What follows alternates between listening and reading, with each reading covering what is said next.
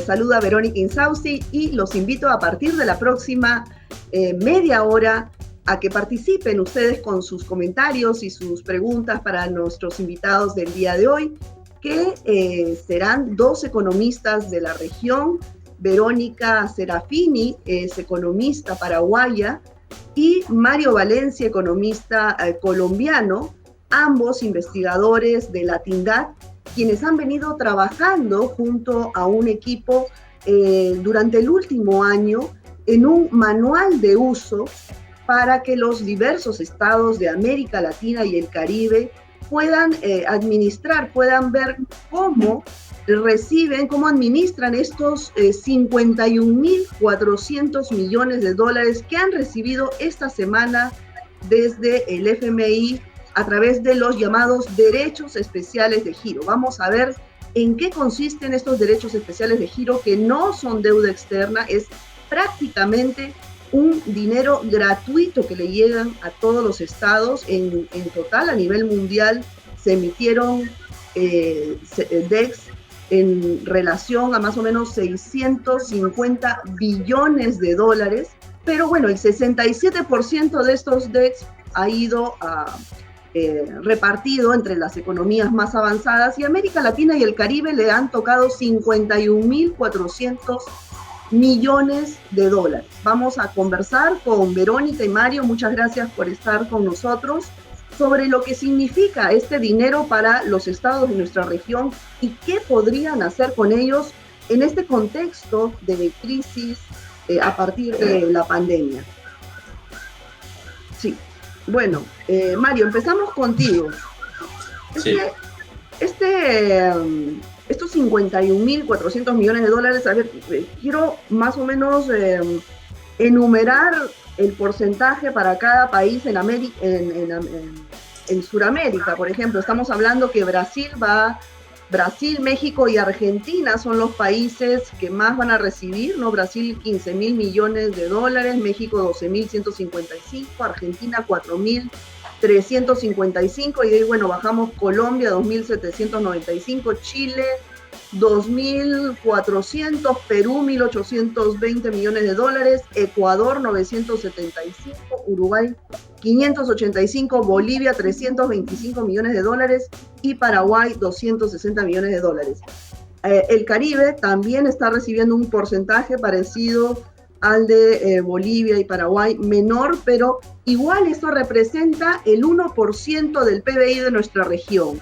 ¿Qué se puede hacer, Mario, con este dinero fresco y gratuito? Quisiera que nos expliques tú al usuario que nos está escuchando y viendo en este momento, ¿por qué es un dinero gratuito?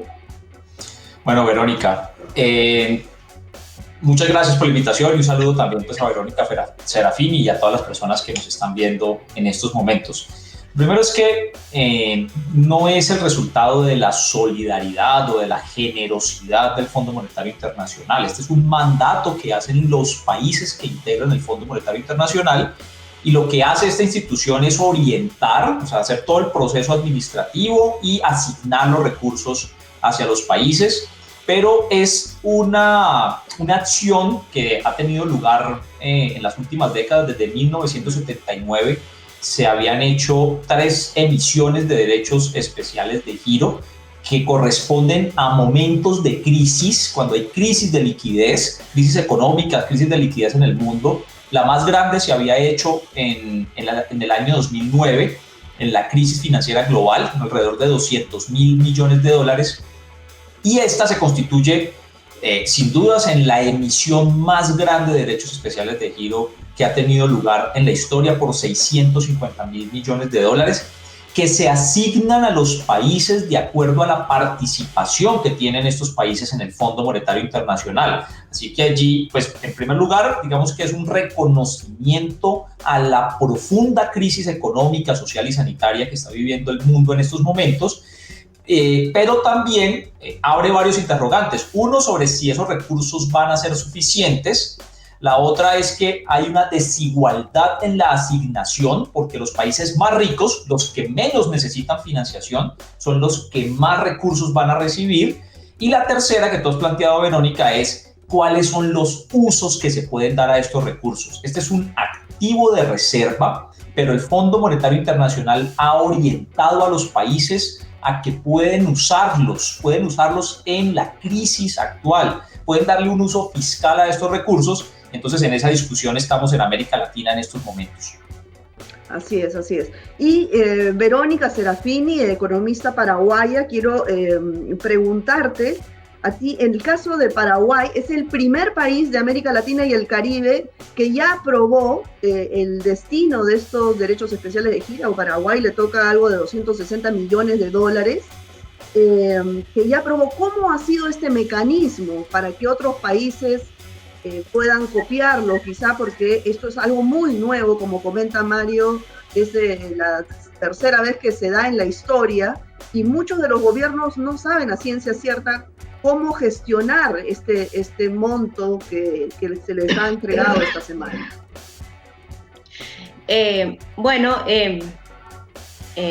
Un gusto estar con ustedes hoy, Mario y Verónica. Paraguay empezó la discusión sobre el uso de los DEC hace unos 2 meses atrás, en el marco de un proyecto de ley que buscaba consolidar, impulsar la economía y poder financiar, poder darle recursos al presupuesto público, sobre todo en salud y en protección social. Este debate no se dio en el vacío, se da en el marco de un país en el que enfrentó la pandemia con muchas dificultades por la baja cobertura de salud y educación, y nos ubicó justamente este año en el pico de la pandemia, y durante muchas semanas fuimos el país de mayor letalidad en el mundo. Eso hizo que la sociedad presionara mucho con el tema de la salud, por lo que estos fondos entraron al presupuesto. Ayer se aprobaron. El fondo mayor es de 360 millones de dólares. Los fondos de DEC financian 250, y esos 250 se van a ir fundamentalmente a salud y protección social, para continuar, porque si bien bajó el pico de pandemia, bajaron las tasas, bajaron las internaciones y las muertes. Todos sabemos que estamos ante una posible tercera ola, el riesgo del Delta, y esperemos que estos recursos vayan a fortalecer el sistema de salud, fundamentalmente, que es lo que se aprobó ayer en el Parlamento. Bueno, y me imagino que se aprobó por mayoría, pero en otros países sí hay, Mario, quería preguntarte a ti, cierta recelo por parte de los bancos centrales de reserva, ¿no? ¿Por qué? Si este dinero que se ha entregado a través de los DECs viene a ser una deuda, hay que devolverlo en algún momento. ¿Puedes contarnos un poco sobre esta situación? Lo primero, Verónica, es lo que tú has mencionado, y es que no es una deuda. No hay que devolverlo, a menos que el país se retire del Fondo Monetario Internacional. No habría que devolver esta asignación de derechos especiales de giro. No es un préstamo, no es un crédito. Y la experiencia de Paraguay va a ser muy útil para América Latina en orientar a los gobiernos y a los bancos centrales en lo que se puede hacer. De hecho, Paraguay nos lleva una ventaja, y es que llevaba varias semanas, varios meses, Verónica, en la aprobación de esta ley. Nosotros ya veníamos haciéndole seguimiento a la aprobación de la ley desde hace varias semanas. Es una muy buena noticia porque puede servir a otras discusiones que hay, que quizás por razones ideológicas, pero también porque hay mucho desconocimiento sobre lo que se puede hacer con estos recursos. Existen otros países que ya han tomado la decisión, por ejemplo, como Perú, de decir estos recursos van para reservas, no los vamos a usar, no hay ninguna forma de usarlo. Es lamentable, pues, digamos, que no se abra una discusión, un debate más a fondo sobre la posibilidad de uso, porque el mismo Fondo Monetario Internacional lo está orientando. En otros países apenas se está dando también la discusión. México está diciendo deberíamos usarlos para pagar deuda, y el Banco Central está diciendo no se puede porque la Constitución no lo permite. La misma discusión se está dando en otros lugares. Por ejemplo, en Colombia todavía no se ha decidido qué se va a hacer, pero está abierta la discusión sobre si se puede usar fiscalmente. Y la interpretación muy sencilla, Verónica, para no extenderme mucho, es la siguiente. Los recursos no pertenecen a los bancos centrales. El Banco Central es un administrador de las reservas internacionales de los países, pero estos recursos se asignan a los estados, a los países que integran el Fondo Monetario Internacional. No es un patrimonio de los bancos centrales, así que los gobiernos pueden orientar a sus bancos centrales a que trasladen esos recursos hacia las cuentas fiscales. De hecho, debieron haberlo hecho antes de que fuera la asignación, pero también existen mecanismos para que los bancos centrales puedan prestarle estos recursos a los gobiernos en condiciones muy diferentes a las que pudieran tener préstamos internacionales con otros organismos o en la banca comercial a nivel internacional, porque se entiende que es un préstamo interinstitucional entre instituciones de los mismos países que podría tener condiciones diferentes. Eso justamente es en lo que consiste el manual, tratar de explicar que sí es posible, que el Fondo Monetario Internacional lo permite, que países como Paraguay ya lo han hecho, que se le pueda dar un uso fiscal para atender la crisis actual. Pero Mario, en este caso, si el dinero, digamos, le corresponde a los estados y los gobiernos pueden de forma soberana ver qué hacen con estos fondos, ¿por qué es que los bancos centrales de reserva siguen en este recelo de no pasarlo de reservas a los fondos fiscales, que es lo que se necesita y para lo cual además se han emitido estos DECs, ¿cierto? Claro, porque en las últimas décadas los propios países se han establecido unas normativas en cuanto a la separación de la política monetaria del resto de la política económica.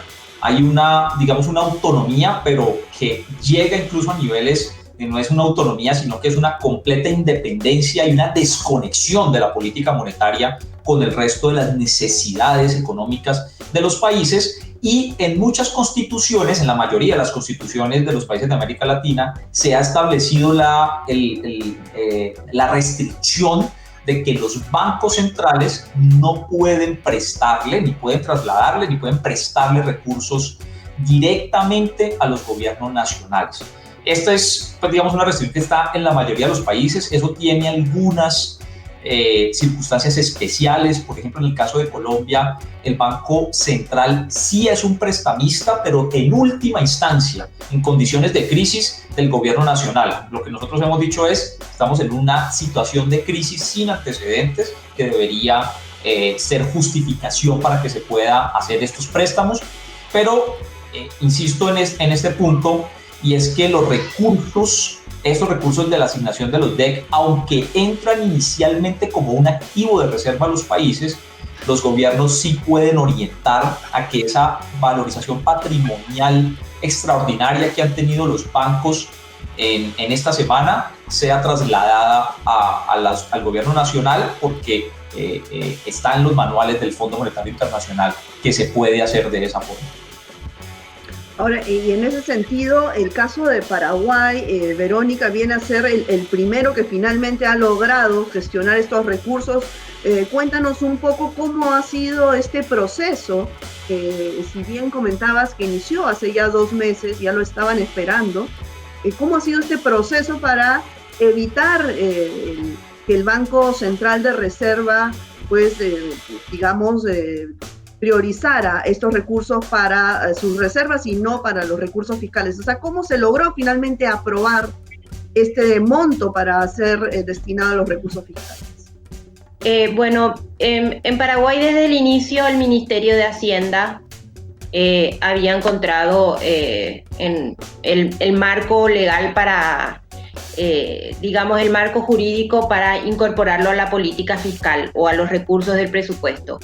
Aquí el problema que surgió en el debate parlamentario y en la ciudadanía era sobre todo el desconocimiento del instrumento, y más que el desconocimiento, la desconfianza en lo que decía el gobierno en términos de que no era un nuevo préstamo. Paraguay viene endeudándose mucho en los últimos años, y sobre todo en la pandemia fue el país que más se endeudó en América Latina para enfrentar la pandemia. Hubo mucha corrupción en el medio de ese endeudamiento, entonces hay un rechazo social y desde el Parlamento a nueva deuda. Y lo que fue más difícil fue entender el instrumento. Es un instrumento que como explicó Mario, no es nuevo, pero es poco utilizado.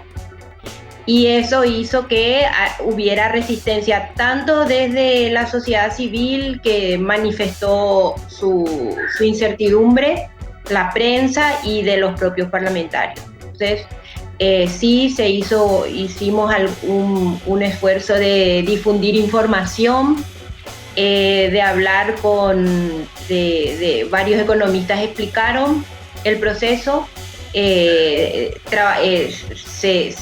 tuvieron conversaciones también con autoridades, y gracias a esa discusión se logró disminuir el nivel de desconfianza, informar un poco más. Y bueno, finalmente, después de un proceso largo parlamentario, porque nuestro proceso es bastante complejo, tenemos 2 cámaras, se aprueba en una, va a la otra, si la otra modifica tiene que volver a la anterior, es decir, tiene sus vueltas. Bueno, ayer finalmente se aprobó, así que estamos a la espera de la promulgación por parte del Poder Ejecutivo y ya de la distribución en las funciones que se definieron. Bueno, y tú has dicho una palabra clave que es el tema del desconocimiento, ¿no? Mario, muchos países por desconocimiento se van a quedar probablemente con estos DEX en los bancos centrales de reserva, pero quiero que nos cuentes un poco este manual de uso que ha diseñado la TINDACH. ¿Cuáles son las 4 alternativas que tendrían los estados para pasar estas reservas a las cajas fiscales? Mira, ya se perdió una oportunidad que tenía que haberse dado antes de que se diera la asignación, o sea, antes del 23 de agosto, y era que acudiendo o invocando el mandato constitutivo de la conformación de los países hacia el Fondo Monetario Internacional, como el Fondo Monetario Internacional acepta a los países en su seno. Invocando este mandato, los países hubieran dicho: van a llegar esos recursos pertenecen al país, no al Banco de la República, así que tienen que trasladarlos directamente a las cuentas fiscales. Lamentablemente este espacio ya se agotó porque ningún país lo hizo de esta forma. Los recursos hoy ya están en los activos de reserva de cada una de las cuentas de reserva de los países. De hecho, por ejemplo, en el caso colombiano, ya se refleja, el director de política macroeconómica del Ministerio de Hacienda de Colombia ya anunció que las reservas internacionales del país se han incrementado. O sea que ahora sigue otros caminos. Los otros caminos son cómo se pueden trasladar esos recursos que ya están en las reservas, que eran, digamos que reservas extraordinarias con las que los países no contaban, cómo se pueden aprovechar como uso fiscal.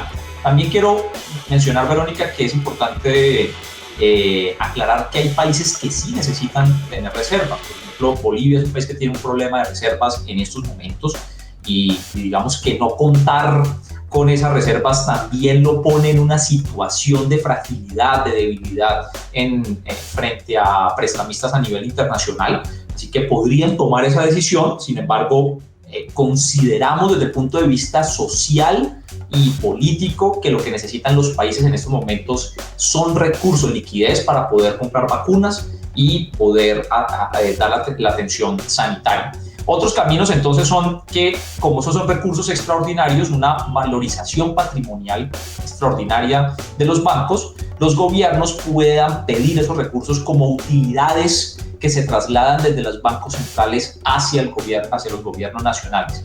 Casi todos los países de América Latina, las utilidades de la banca central se trasladan hacia los gobiernos, así que el gobierno podría decir, como esos recursos usted no los esperaba, es una ganancia extraordinaria, trasládeme esos recursos como utilidades a las cuentas fiscales. Y otro camino es el de préstamos interinstitucionales. préstamos institucionales es que los gobiernos le piden al Banco Central, dicen necesito liquidez, entrégueme liquidez, y se hacen condiciones pues mucho más favorables que las que pueden tener otros créditos o líneas de crédito flexible del Fondo Monetario Internacional, y también pues en algunos casos, como se está contemplando en México y en Argentina, podrían utilizarse estos recursos para pagarse deudas, ya que se tienen acuerdos con el Fondo Monetario Internacional, pues se podrían usar estos recursos para hacer parte de esos acuerdos, pagando deuda que se tiene y haciendo que los países tengan menos necesidad dentro de sus gastos, menos necesidad de apropiar recursos para pagar ese servicio de la deuda, que también sería una alternativa viable para países que así lo consideren. Si de todas formas el presupuesto de los países se ve obligado a destinar recursos para pagar la deuda, pues un canje de deuda de estos DEC por deuda del Fondo Monetario Internacional podría liberar recursos de gasto público que pueden ser utilizados en la situación de emergencia. Claro, claro. Verónica, ¿qué impacto crees que tú crees que pueda tener estos 51.400 millones de dólares que se han entregado a América Latina y el Caribe, ¿no? Que representa el 1% del PBI? De su PBI. ¿Qué se puede hacer con este dinero? ¿Qué impacto concreto puede tener esto en el ciudadano de a pie? En un momento de crisis como este, no hay duda de que estos montos para cualquier país son importantes. Sean países como Paraguay, que recibieron la menor cantidad de recursos, o países como otros que recibieron mucho más. De todos modos, son recursos que hoy el mundo necesita, son fundamentales para salir de la crisis en la que estamos, y sobre todo en la región en el que, bueno, nosotros vimos cuál fue el impacto negativo. Es una región que no pudo mantener las políticas de distanciamiento social como hubiéramos querido para reducir el contagio, con una muy baja cobertura de protección social, altos niveles de informalidad laboral, sistemas de salud fragmentados y segmentados en la mayoría de nuestros países, muy poco apoyo a las pequeñas y medianas empresas, que son las que absorben mayor cantidad de empleo y que son las que tenemos que pensar que tienen que ser impulsadas para una recuperación económica que no solamente se vea en el PIB como un crecimiento del PIB, sino que se recuperen los empleos y sobre todo los ingresos. Y creo que una política muy importante que por ejemplo está siendo una de las más importantes en Estados Unidos es la política de cuidado, porque esta pandemia nos demostró que fue una crisis sanitaria y de cuidado, igual que económica, pero creo que es la oportunidad también de fortalecer para la recuperación económica los sistemas de cuidado, las políticas de cuidado, de manera fundamentalmente para que las mujeres puedan incorporarse al mercado laboral en mejores condiciones que las que tenían anteriores a la pandemia, y que los niños, niñas y las personas mayores tengan el derecho a un cuidado de calidad. Y creo que también ahí está ese es un gran debate que tenemos que dar, porque a veces hablamos de, por ejemplo, enviar estos fondos a reserva para sacar nuevos créditos para infraestructura. Y ahí hay un área de la infraestructura que no hablamos, que es la infraestructura de cuidado. Entonces también tenemos que impulsar esa mirada. Si vamos a enviar a reserva para fortalecer la infraestructura, para la recuperación económica, ¿qué infraestructura es la que necesitan los países para tener un crecimiento más inclusivo, reducir la desigualdad? Estamos en la región más desigual del mundo y no podemos volver a la normalidad anterior. Debiéramos aprovechar este escenario tan negativo para cambiar la situación de la región y transitar hacia un crecimiento mucho más inclusivo y menos desigual como el que teníamos antes. No, en efecto, y esa campaña se ha venido impulsando desde que inició la pandemia. El micro no sé qué pasa. Bueno, hay un problema de audio. No, como les decía, esta campaña se ha venido impulsando desde que inició la pandemia, desde la sociedad civil, una de las organizaciones, la Tindad. Y claro, si bien se pidieron 3 mil billones de dólares, inicialmente se consiguieron 650.000, pero como nos comentaba Andrés Arauz en el programa anterior, se puede seguir exigiendo al FMI que se emitan más DEX, ¿no? En ese sentido, Mario, desde Colombia, por ejemplo, organizaciones desde la sociedad civil, ¿qué incidencia política vienen haciendo para que estos DEX sean utilizados? ¿De qué forma? Bueno, no solo en Colombia, en muchos países, Costa Rica, en Guatemala, incluso en Nicaragua, Perú, Colombia también, en Ecuador, movimientos sociales, organizaciones de la sociedad civil, desde hace un tiempo, primero han pedido que se realice esta asignación. Se pidió que se hiciera por los 3 mil millones por los 3 billones de dólares, que implicaba una asignación de ese monto, implicaba una aprobación en el Congreso de Estados Unidos, que era muy difícil de lograr por la composición política en el Congreso, en el Congreso en ese momento mayoritariamente republicano, y era muy difícil pues, que se fuera a dar esa aprobación. Finalmente se logra, después de muchas acciones de incidencia en escenarios, por ejemplo, también como en el G20, en el G7, en Naciones Unidas, en los mismos escenarios de la sociedad civil, del Fondo Monetario Internacional, de la necesidad de que se asignaran estos recursos.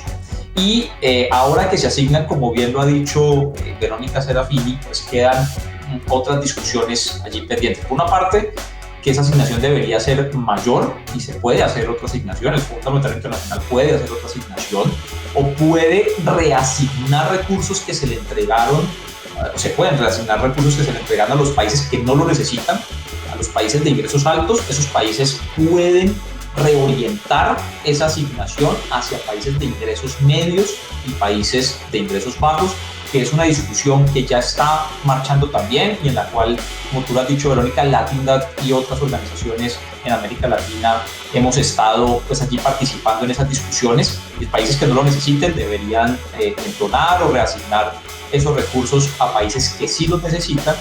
Y otra discusión que creo que es muy importante, que es de fondo también, es cómo se va a llevar a cabo, cuáles son los recursos y cuál es la forma en que se puede dar una reactivación de la economía, como lo hemos dicho, de manera equitativa y de manera sostenible, también desde el punto de vista ambiental, equitativo en cuestiones de género y en abolir todas las condiciones de discriminación que se presentan en nuestros países y de desigualdad, y sostenible desde el punto de vista ambiental, que hay básicamente, digamos, en este momento 2 opciones.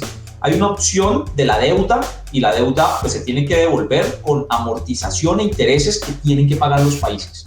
Y hay otra opción nueva de esta semana, y es que estos recursos que no se tienen que devolver, la amortización tiene una tasa de interés muy baja, que es del 0.05%, es una tasa de interés muy baja, y esos recursos deberían ser fuente de inversión y de gasto social para que la crisis sea menos profunda que lo que está haciendo en estos momentos. Incluso CEPAL ha advertido que con América Latina podría enfrentar otra década perdida, y para que eso no ocurra, pues necesariamente necesitamos más gasto público, porque el gasto privado en estos momentos está muy lesionado. Entonces necesitamos más gasto público, y esta es una fuente, no la única, pero es una fuente de financiación necesaria para los países en estos momentos. Ahora, 2 preguntas chiquitas sobre lo que te acabo de escuchar. La primera, este 67% del total de emisión de DEX que se han hecho ahora han ido a las economías más avanzadas. La decisión de que estos países de las economías más avanzadas destinen o reasignen el dinero a los países en desarrollo, ¿de quién depende? ¿Del FMI o es una decisión soberana de cada gobierno? Esa es una pregunta. Y la segunda, sobre lo que mencionabas de la reasignación de recursos en cada país, ¿no? ¿por qué es que si ahora, a través de los DECs, los países pueden disponer de este dinero sin deuda? ¿Por qué no es un patrón de ahora en adelante y en vez de eso no se siguen endeudando con los préstamos tradicionales con las multinacionales? Bueno, la primera, Verónica, la reasignación, lo que hagan los países con los DEC ya depende de cada país. Ya el Fondo Monetario Internacional hizo la labor administrativa de asignar los DEC y dependerá de cada país como si los usa, si los guarda, si los deja en reservas o si los dona o los reasigna a otros países, que es la discusión, como te digo, que se está dando en estos momentos y tiene que seguirse dando en estos escenarios multilaterales. La otra es que pues estos son los DECs, que son un recurso de una sola vez, sino digamos que no es tan fácil que se dé esta asignación porque todos los países tienen que estar de acuerdo, tiene que haber un acuerdo mayoritario para que se pueda dar, y muchos países tienen la tendencia a no estar tan de acuerdo con que se asignen los DEC porque podrían llegar esos recursos a gobiernos que no necesariamente son tan amigos de los países más poderosos. Entonces siempre hay discusiones políticas allí en que se asignen estos DEC. Pero, sin embargo, es que los países tienen unos compromisos pues, muy fuertes con la banca multilateral, que el Fondo Monetario Internacional ha sido muy ambiguo en esto, porque ha dicho, sí, los DEC son de cada país, pero no ha sido claro en orientar a los países en cómo se pueden usar fiscalmente, porque el interés del Fondo Monetario Internacional es que los países tengan que acudir a esa institución por nuevos préstamos. Y de hecho, durante la pandemia pues, se ha dado una proliferación de préstamos, de líneas de crédito del Fondo Monetario Internacional que vienen condicionados con políticas de austeridad, con políticas de privatización, con políticas de reformas tributarias que probablemente no son progresivas para los países. Así que allí hay pues, también una discusión de control político, de orientación, de medidas impositivas desde el Fondo Monetario Internacional hacia los países, que para el FMI sería mejor mantener ese canal de los préstamos y no que los países no necesitaran más al FMI.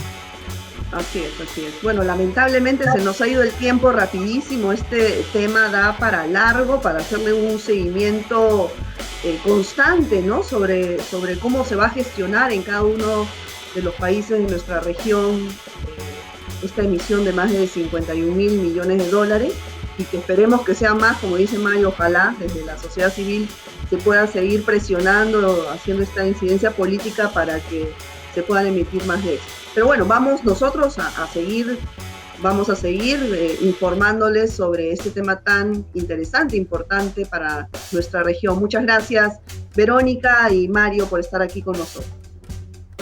Gracias, Verónica. Bueno, muy bien, saludos. Chao, nos vemos. Bueno, amigos, esto ha sido todo por hoy. Nos vemos en una próxima emisión de Nuestra América en Disputa. Cuídense mucho. Chao.